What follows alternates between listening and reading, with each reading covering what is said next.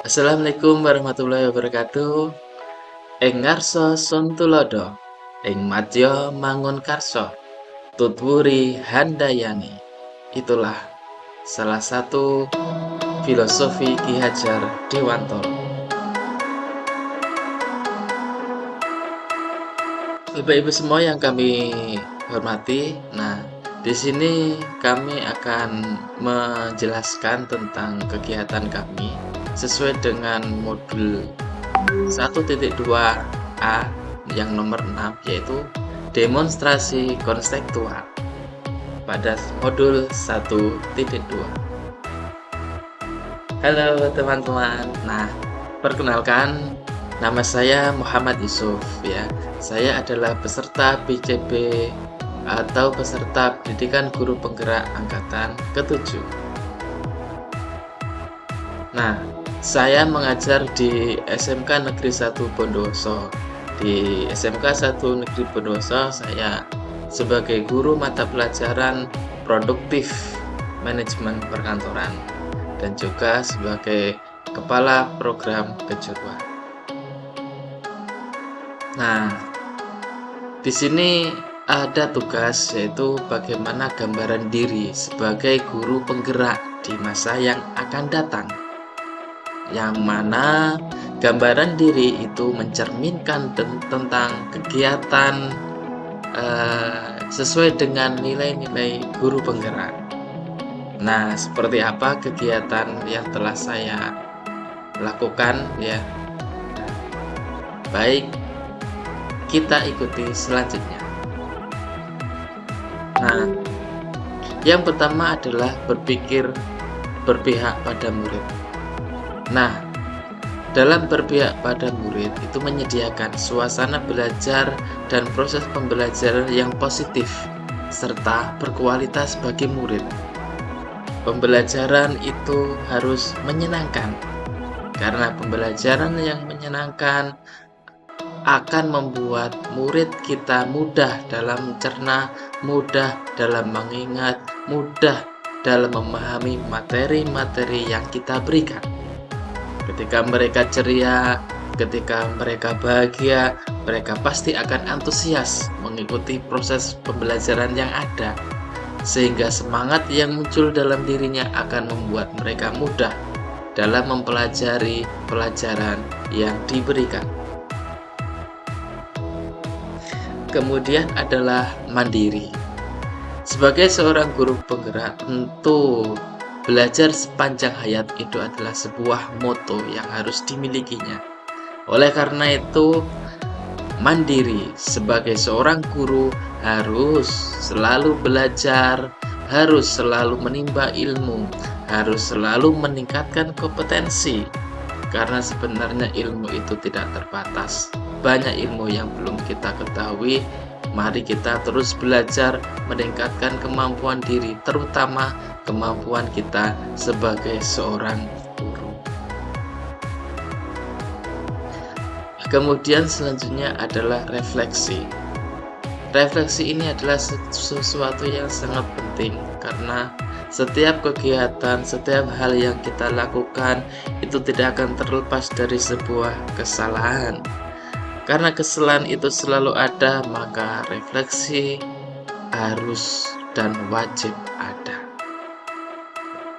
Dalam setiap kegiatan yang telah dilakukan, selalu melakukan refleksi atau evaluasi untuk mendeteksi kekurangan-kekurangan yang ada dan diperbaiki untuk kegiatan selanjutnya, agar kegiatan selanjutnya dapat berjalan menjadi lebih baik. Di sini saya mencontohkan, yaitu adalah kegiatan P5 yang telah kita lakukan. Dari kegiatan P5 yang telah kita lakukan, kita melakukan refleksi, evaluasi, apa kekurangan-kekurangan yang ada. Lalu dari kekurangan itu kita rumuskan menjadi solusi. Harusnya kita bagaimana agar semua kekurangan itu teratasi dan agar nanti dapat berjalan menjadi lebih baik lagi. Kemudian selanjutnya adalah kolaboratif. Kolaboratif di sini mengajak seluruh guru dan pihak yang berhubungan dengan program untuk berkumpul bersama dalam menyamakan mindset dan program agar tujuan tercapai, agar tujuan itu dapat tercapai sesuai dengan harapan. Persamaan mindset itu sangat penting di dalam kita berkolaborasi. Ketika semua tim yang ada dalam lingkungan kita itu memiliki mindset atau memiliki pemikiran yang sama terhadap program kita, maka nanti program dapat berjalan dengan maksimal. Justru sebaliknya, kalau misalnya di dalam tim kita terdapat beberapa yang tidak memiliki sepemahaman dengan kita, maka itu akan membuat program kita akan sulit berjalan, dan bahkan yang lebih parah lagi itu akan menjadi sebuah batu sandungan bagi kita. Oleh karena itu, di dalam berkolaboratif perlu adanya pemikiran yang sama. Kalaupun ada pemikiran yang tidak sama, maka kita harus menyamakan bagaimana agar pemikiran itu nantinya akan menjadi sama, memiliki satu tujuan, memiliki satu tekad, memiliki satu strategi untuk mencapai tujuan itu. Kemudian selanjutnya adalah inovatif. Sebagai seorang guru penggerak, kita juga harus inovatif. Di sini saya melakukan inovasi di dalam pembelajaran. Inovasi yang belum ada adalah kita melakukan gerakan yang sering kita namakan program public speaking, yang mana lulusan SMK ini harus ketika mereka lulus harus bisa dan harus memiliki public speaking yang bagus. Oleh karena itu perlu program mulai dari kelas 10, kelas 11 hingga kelas 12. Tentu saja ini juga melibatkan seluruh bapak, ibu, guru, karyawan, BK, wali kelas. Nah, oleh karena itu inovasi itu sangat penting. Ketika ada inovasi, maka ada peningkatan di dalam proses pembelajaran dan proses pembekalan kompetensi kepada siswa. Nah, apa yang sudah dilakukan selama 3 tahun menjadi guru penggerak? Baik, mari kita ulas. Nah, yang kita lakukan yang pertama adalah menanamkan filosofi Ki Hajar Dewantoro. Melakukan pemahaman persepsi atau mindset tentang filosofi pendidikan Ki Hajar Dewantoro di lingkungan sekolah itu sangat penting sekali. Karena ketika budaya filosofi Ki Hajar Dewantoro itu sudah melekat di dalam seluruh sanubari Bapak Ibu guru, maka secara tidak langsung proses pembelajaran sudah sesuai dengan filosofi Ki Hajar Dewantoro. Tentu saja dalam penanaman ini tidaklah mudah, perlu beberapa dan berkali-kali pemahaman, sehingga bisa kita selipkan mungkin di rapat, di sela-sela rapat, di proses pembelajaran ajaran baru, di kegiatan guru tamu, di kegiatan pelatihan, dan di kegiatan-kegiatan yang lainnya, yang mana proses penanaman ini selalu ditekankan agar mengakar dalam benak Bapak Ibu guru. Kemudian selanjutnya adalah meningkatkan ilmu jiwa. Dalam ilmu jiwa itu guru itu umumnya sudah menguasai hampir semuanya, ya, terutama untuk hidup jasmani, kesopanan, keindahan, apalagi tentang ilmu pendidikan atau pedagogis. Semua guru insya Allah memahami tentang pedagogis, tetapi beda dengan hidup batin atau ilmu psikologis. Dalam ilmu psikologis tidak semua guru itu menguasai ilmu psikologis. Padahal ilmu psikologis itu sangat penting sekali bagi seorang guru. Karena guru di sini adalah mendidik manusia. Kalau guru mendidik manusia, ya guru juga harus tahu, harus paham tentang manusia.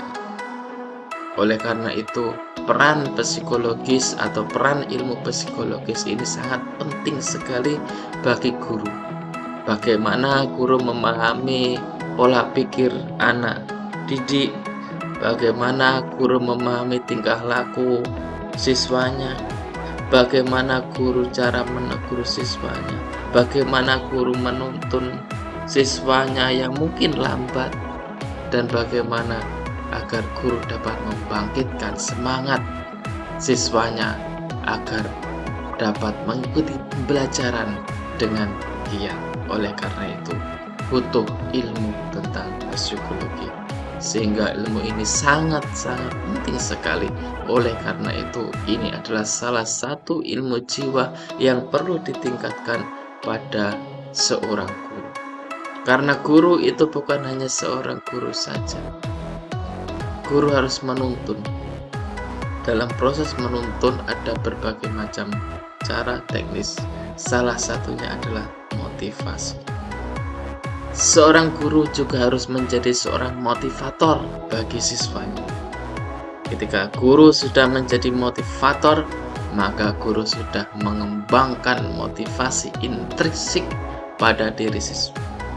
Ketika diri siswa sudah memiliki motivasi intrinsik, maka siswa tersebut akan mudah untuk mendapatkan ilmu yang kita berikan di sekolah.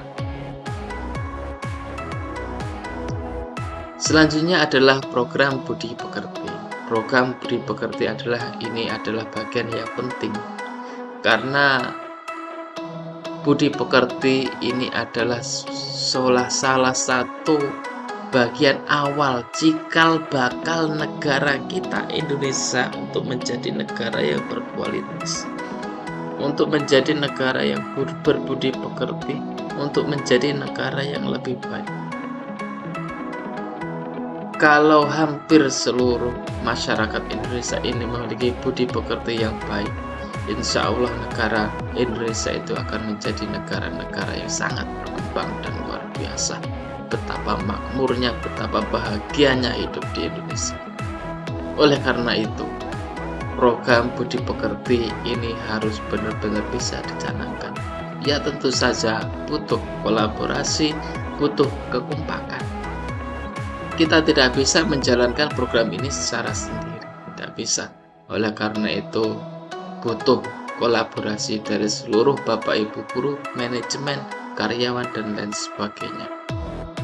Ada beberapa mata pelajaran kegiatan yang berhubungan dengan program Budi Pekerti, misalnya seperti keagamaan, kemudian PKN, kemudian kepemimpinan atau OSIS juga, kemudian juga mungkin ada guru tamu yang berhubungan dengan Budi Pekerti dan juga etika atau lain sebagainya. Banyak sekali program-program yang dapat kita canangkan untuk meningkatkan budi pekerti siswa kita.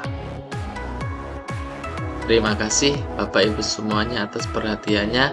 Sebesar apa manfaat yang akan kita peroleh tergantung sebesar apa kita mengamalkan ilmu itu.